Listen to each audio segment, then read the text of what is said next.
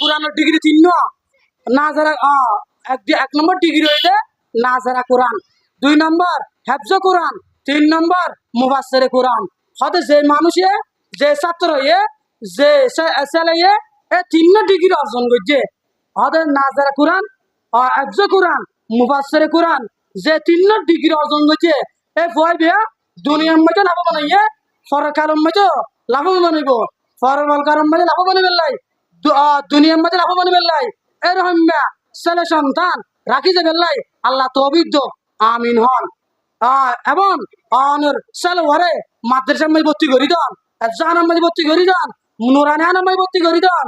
হুজুর আর ফওয়ার আলি ফরানি মারি বহুত থেরাপি ঠরাইলাম, বহুত থেরাপি ঠরাই, বহুত হুজুর লাগি যাই, মাসে 1000 দিই, 2000 দিলাম, তারপরেও কিনর তারপরেও ফুয়াই বের ফন্নাস হিনর তাহলে অনেক এই ফুয়ার আনিয়ে রে এই অনেক শাহনাসরিয়া বাইতুল করি মাদ্রাসায় ভর্তি করি দন জানার মাঝে দন ফুয়াই বের না জানা সাইতে করিব।